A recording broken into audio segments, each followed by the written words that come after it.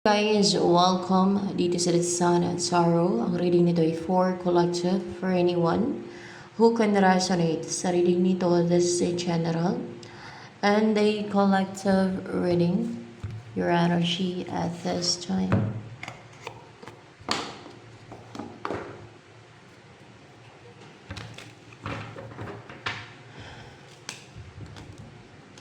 Faith. So, ibig sabihin may faith ka. May pananampalataya ka. Talagang maka-juice ka. Ganun. Spiritual. O, may faith, may pananampalataya. Number 5, you're communicating with God through prayer. Kasi may faith ka. O, there's communication. Or nakipag-communicate ka sa God through prayer. Dahil may faith ka, naniniwala ka na may God, may Diyos. Ganun. Ganun ang may faith, diba?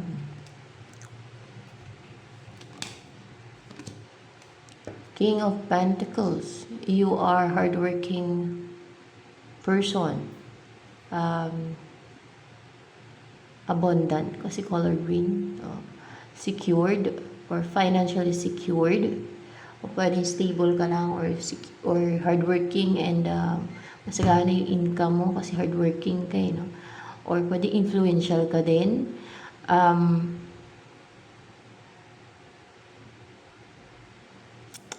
Pera, pwede din gano'n. Wait lang.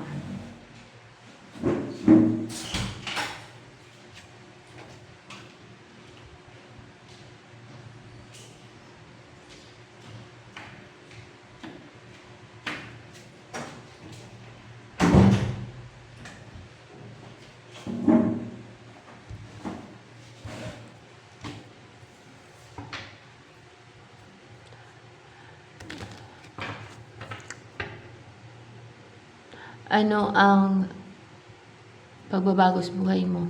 Change na mayari. Change. 8 of Swords in reverse. Magkakaroon ka na ng freedom. Yun ang pagbabago sa buhay mo.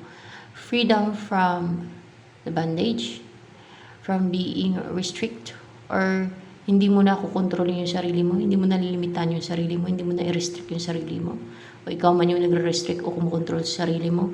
Or kung merong iba na kinokontrol ka, nire-restrict ka, magkakaroon ka na ng freedom. Freedom from the bondage. Freedom from those that are attacking you or those who are binding you or controlling you. No? Magkaroon ka ng freedom. Kalayaan. No? Set free ka na. Makaka-recover ka na from suffering. From being a victim. Yan.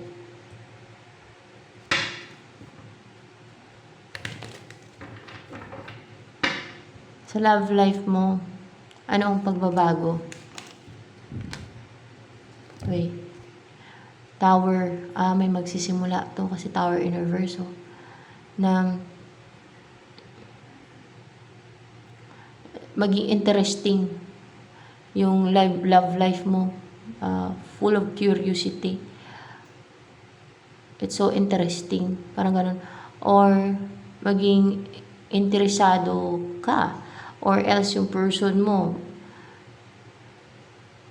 Or maybe you will be curious towards someone. Interested towards someone. Or merong person na maging curious.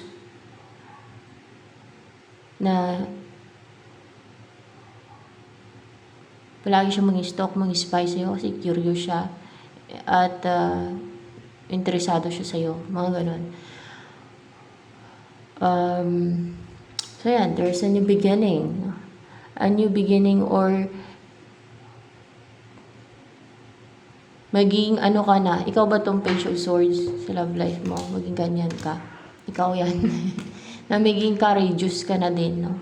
And hindi ka na nag-hold back na or hindi mo na pinipigilan din yung sarili mo na magka-interest sa person mo or sa kung kanino man, ganun, na maging courageous ka na pagdating sa love life, ganun. Nag-iinteresado na mga stalk, mga spy, ganon. Na to be in a new relationship. Ayan, new relationship. Or pwede din yung the tower dito in reverse ay magsisimula na hindi na di-destroy yung love life mo or yung sisimulan mong love life. Yan. Kasi in reverse to.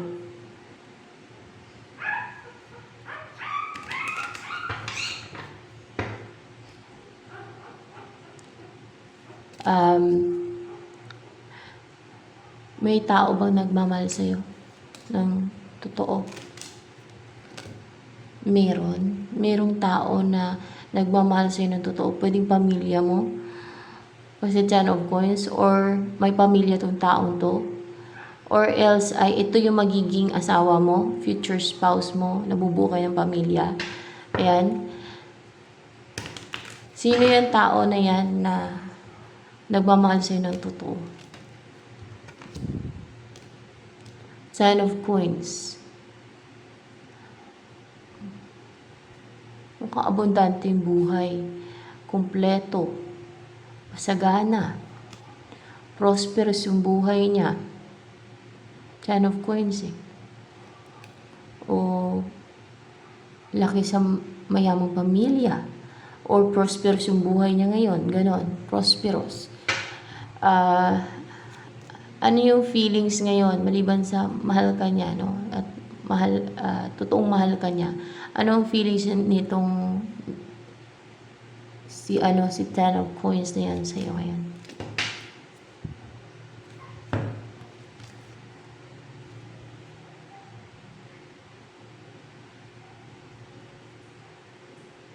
Stagnant. Na stagnant ang connection ninyo. Na hindi kayo close ngayon. Na you're not okay right now. Para bang you're in separation right now. Or in a twin flame separation. Yun ang feeling niya.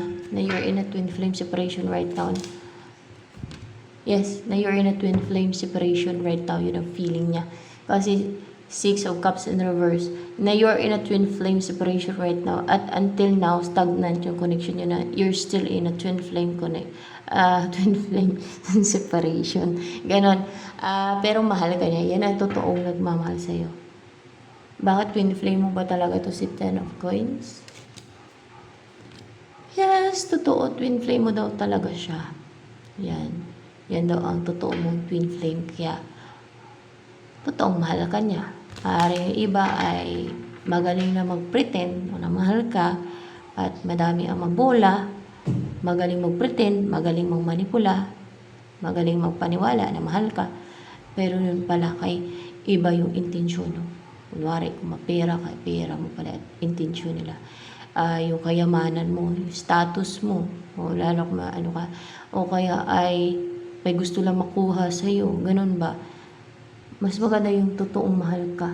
O hindi ka talaga magsisi sa uli. Pag totoong mahal ka, pag mahal ka at marunong magmahal, yung isang tao, pag mapagmahal, yung makakarelasyon mo, hindi ka magsisisi. Ayan.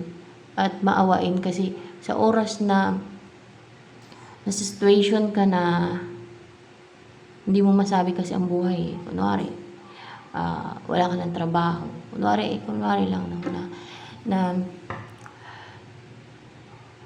situation na alanganin ka. Yung taong hindi ka mahal at hindi marunong maawa, yung gano'n. Hindi yan magkakaroon ng empathy sa'yo. Hindi kanyan isi-save kung sa panganib ka. Selfish yun. Sarili yung unahin niya. Kasi hindi nga makaramdam ng awa eh. Pero kung yung tao ay mapagmahal, mahal ka, or kahit sabihin mo na lang na may awa, maawain. Kahit ibang tao yan, kahit stranger, tutulungan niya. No? Lalo na ikaw, kung person ka niya, hindi ka niyan matiis. Talagang kadalasan selfless pa yung mga taong maawain eh. Noong pa nila yung mga taong mahal nila. They take risk. para lang ma-save yung iba o para matulungan. Pwedeng ganon. Para bang mga kadalasan, yun ang mga naging hero kasi may empathy. Hindi maging hero yung isang tao na tutulong, no, na mag-risk para lang tulungan yung hayop o tao. Pero pag may empathy o may habag o awa, yun ang kadalasan ng ano yung matulungin, nagsisave, nakapag-save ng buhay or or else ay animals o tao or talagang tutulong kahit walang kapalit yan. O, at pag tumulong yun, wala talagang kapalit, hindi na mag-expect ng kapalit yun eh. Kumbaga, dahil naawa, yun ang reason kung bakit siya tutulong. Ganon.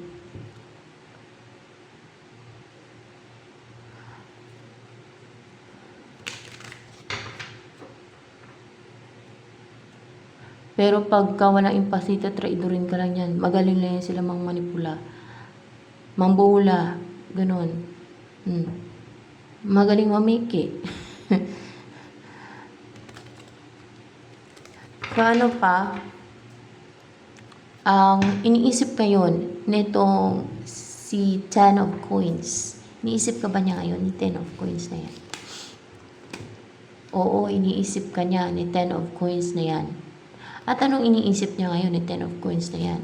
Ayun pa rin pala. Yun pa rin. Ang mag-travel o ang puntahan ka. Ang i-pursue ka. Goal yung puntahan kayo. Pero para bang may choice itong si 10 of coins kung iba yung direksyon niya o papunta sa'yo. Pero mukhang goal-driven talaga siya papunta sa'yo. Na mag-travel papunta sa'yo. Kasi mahal ka niya. Totoong mahal ka niya. Kaya pag mahal ka ng isang tao, paglalaban ka niyan. Hindi basta-basta mag-give up yan. No, gano'n. Unless lang kung wala na talaga, ay tanggapin niya na lang yan. No? Realidad na wala na talaga. Gano'n na lang yun. Para sa peace of mind niya. Para sa peace of mind. For his or her peace of mind. Para peaceful yung isipan niya. Para makapag-focus na siya sa buhay niya. Para makapag-move forward na siya sa buhay. Siyempre, may buhay din siya. Alam nga naman mapakamatay na lang kung hindi ka magkatuluyan. Diba? At may buhay din siya.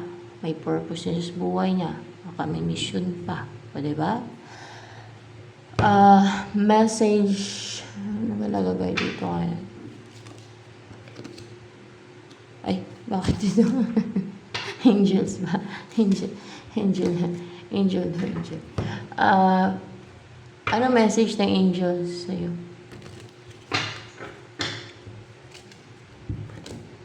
Pregnancy, the birth of a child brings great blessings to you and the world.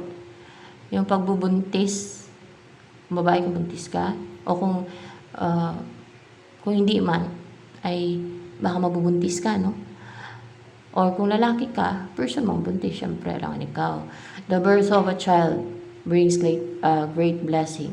Yung kapanganakan ng bata, no? Yung maging anak mo, no?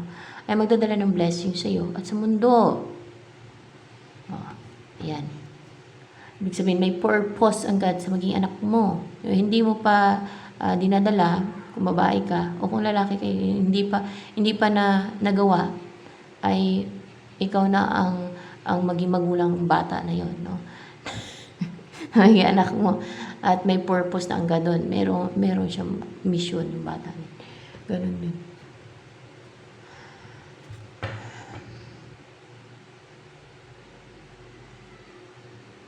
Anong mission ng may anak mo? Parang katulad kay Moses?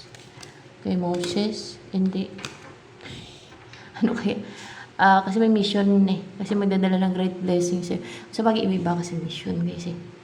Iba-iba ang mission. So, depende sa mission ang pagdadaanan din ng mga challenges, preparation, and divine plan. And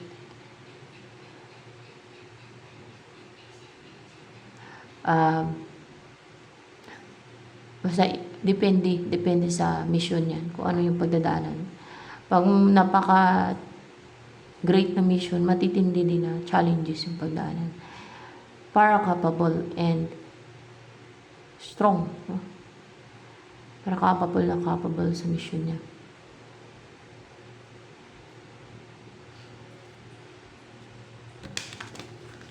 Yun ang alam ko ha. Tama ba? May mga matitindi talagang pagdaanan. Meron talaga mga challenges. Yan o. Matitinding mga pagdaanan. Yan. Ganyan talaga yun eh.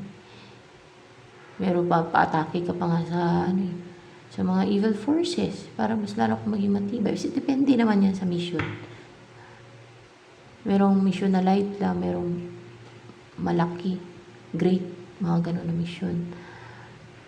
So, kung hindi naman kailangan ng matinding challenges kasi hindi naman ganun kalaki mission, ay hindi matinding challenges ang pagdaanan. Ganun.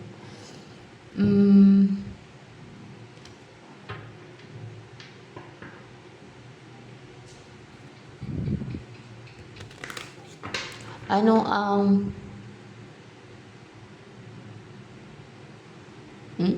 merong Queen of Cups dito. Talagang kung si person mo to, mahal ka ni person mo. Mahal ka niya talaga. Emotional siya pagdating sa'yo. Sensitive yung feelings siya sa'yo. Nag-care siya sa'yo. Malamang affectionate. Or malambot yung puso niya pagdating sa'yo.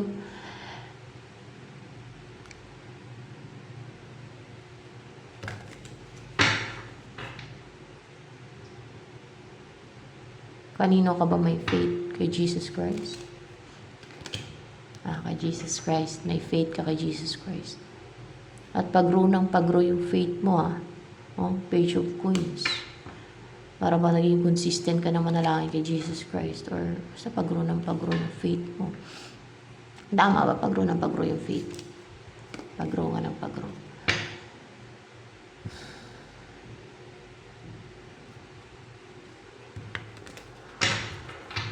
Ano yung iniisip mong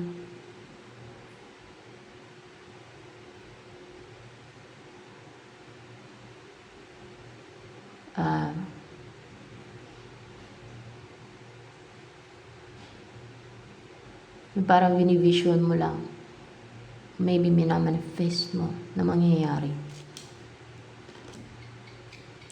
Yung destiny mo, binivision mo lang yun, iniisip mo, minamanifest mo, na mangyari na yung destiny mo, o maybe swertihin ka, na mag-favor sa yung luck, o ang mag-umpisa na ang destiny mo, either dyan. Kaya, malapit na mag-umpisa yung destiny mo, yung nakadestin sa'yo. Pwede nakatakdang oras sa'yo, kasi may orasan. Either dyan yung nakatakdang oras, may orasan Parang orasan. See?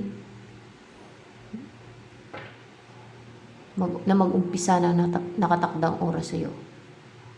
Pwede din ganun. Destiny. North Node, number 4. Na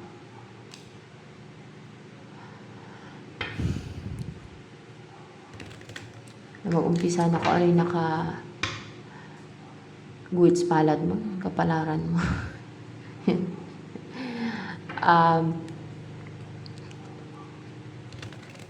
Malapit nang umpisa yung kapalaran mo, kung ano yung destin sa'yo, yung North Node mo, yung kapalaran mo, yung destiny mo. Number 4, may number 4. Yan.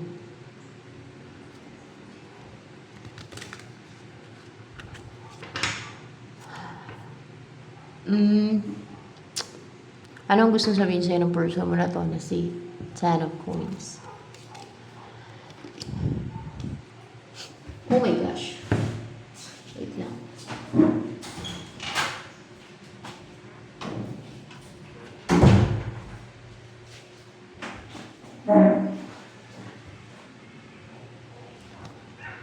Five of Cups in reverse.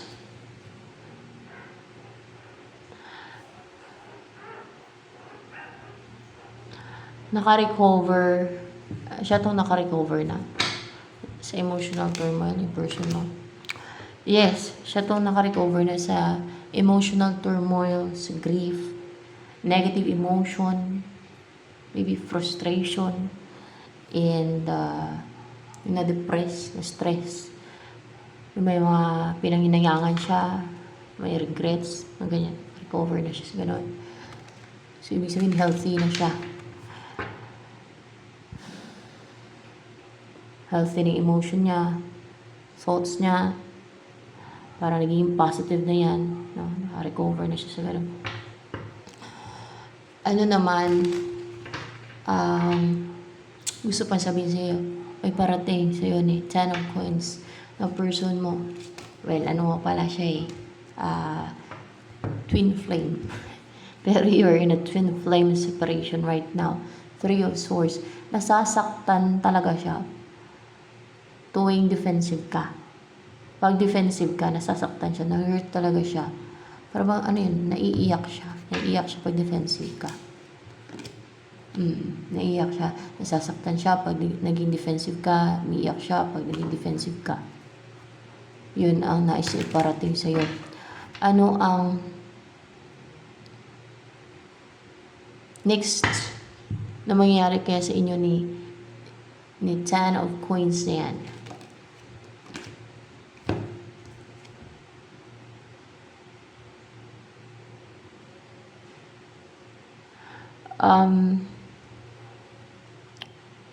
Palace of Cups. Para bang may mag-juggling pa ba, no? Yun ang mangyayari. Muna siguro, mag-juggling muna, and then, para may mag-juggling sa inyo O malito, mag-juggling, ma-confuse, o magdalawang isip, mag-hesitate, basta mag-juggling, no? Mag-juggling. O parang atras abante, parang ganun yun mag-take pa ng action o hindi, mag-take pa ng action o hindi, ganun mag-juggling, no? Hindi makapag-decide ba, parang natingga na din, parang ganun, harapan mag-desisyon o hindi makapag-decide, parang ganun ang mangyari sa inyo next. And then merong Palace of Cups, pwedeng bubuo na kayo ng pamilya nito, ng tao na to, ni Ten of Coins na to, na full of love and harmony, contentment, parang ano to parang Ten of Cups to and fulfilled kayo, emotional fulfilled, puno ng pagmamahalan sa loob ng tahanan ninyo. Kasi mahal ka ng person mo talaga mahal mo man siya o hindi, mahal ka niya talaga, totoong mahal ka niya. Dahil sa, siguro twin flame ka niya. Lalo kung alam niya yung twin flame ka niya. Ano ang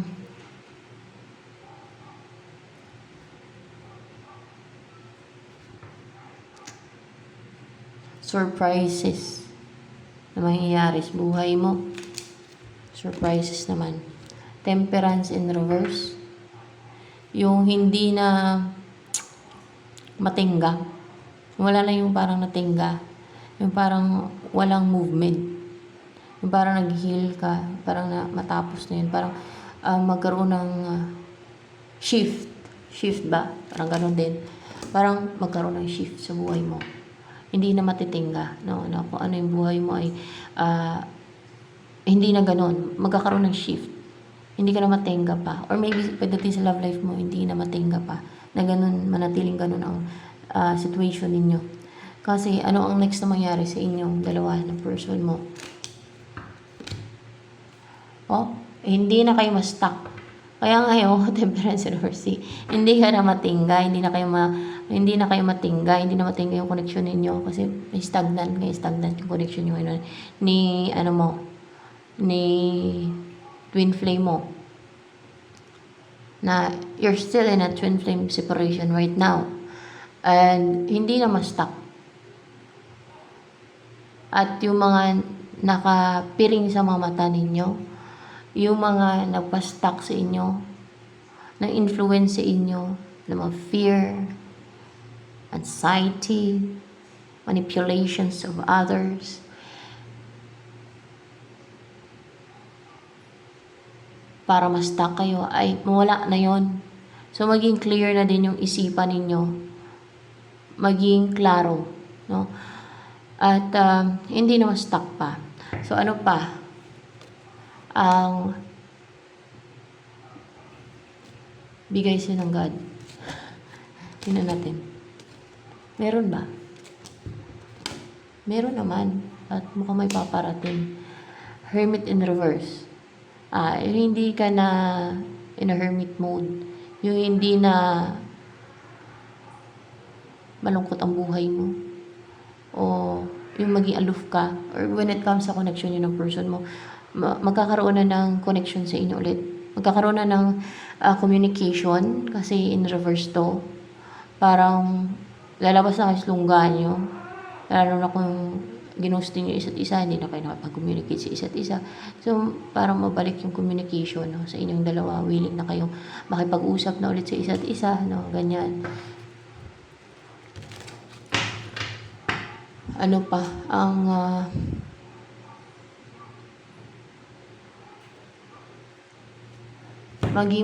maging buhay ninyo ng person mo na yan. Ng Ten of Coins, ano kaya ang maging buhay ninyong dalawa?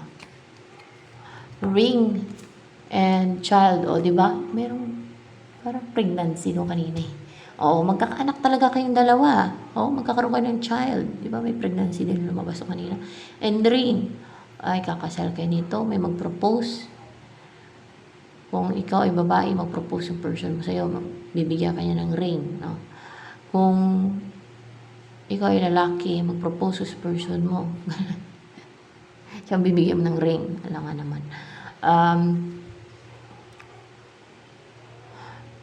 May wish na mag-grant. There's proposal na mangyayari o kasalan na to. Kasi ring niya. And magkakaroon kayo ng anak. Makakabuo kayo. No? Magkakaroon kayo ng supling. Supling talaga. Anak. Ayan, anak. Child. So, ayan. Ito na lamang guys for collective reading.